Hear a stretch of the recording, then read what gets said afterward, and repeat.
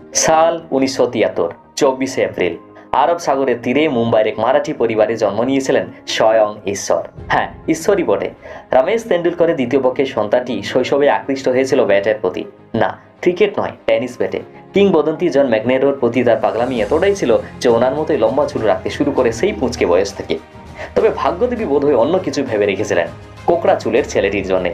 1984 সালে দাদা অজিত তাকে ধরে নিয়ে গিয়েছিলেন বিখ্যাত ক্রিকেট কোচ স্যার রমাকান্ত আচার্যের কাছে। 5 বছর, ঠিক 5টা বছর সময় নিয়েছিলেন স্যার।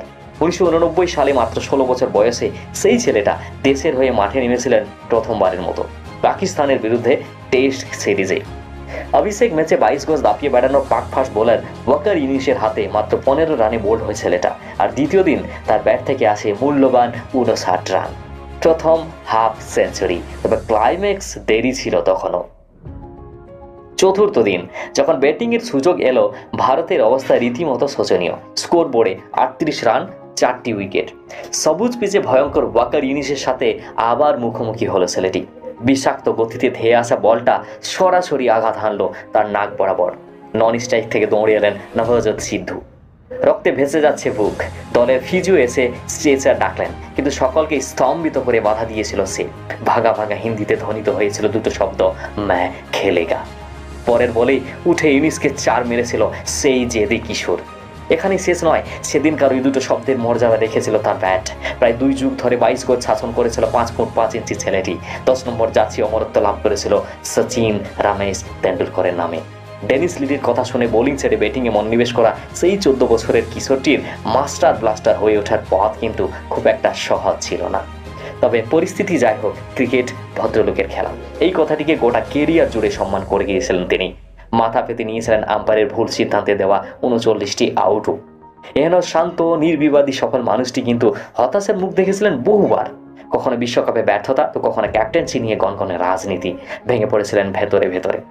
1997 সালে ক্যাপ্টেন থাকাকালীন চূড়ান্ত খারাপ সময়ের ওয়েস্ট ইন্ডিজ সফরে টেস্ট ম্যাচে 140 রান তাড়া করতে নেমে সেই 81 রানে অল আউট সর্বদা চুপচাপ থাকা মানুষটাকে ভয়ানক ক্ষিপ্ত করে তুলেছিল।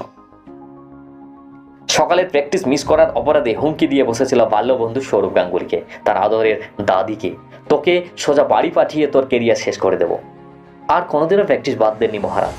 পাল্লা দিয়ে বেড়েছিল দুজনের নিঃস্বার্থ বন্ধুত্ব।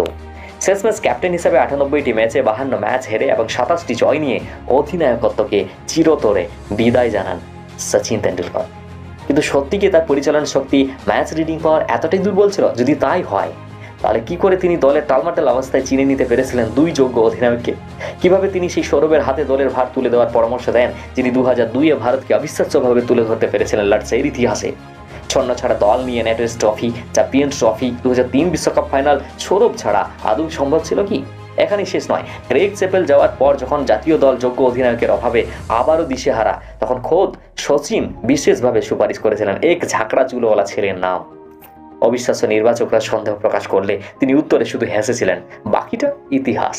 2008 থেকে 2017 রাঁচি থেকে উঠে আসা সেই মহেন্দ্র সিং ধোনি প্রখর মস্তিষ্কের সমস্ত আইসিসি ট্রফি জিতে প্রমাণ করে দিয়েছিলেন সচিন ভুল ছিলেন না। 50,000 রান, 100টা সেঞ্চুরি, 6টা ডাবল সেঞ্চুরির মালিক এত সহজে ভুল হতে পারেন কি?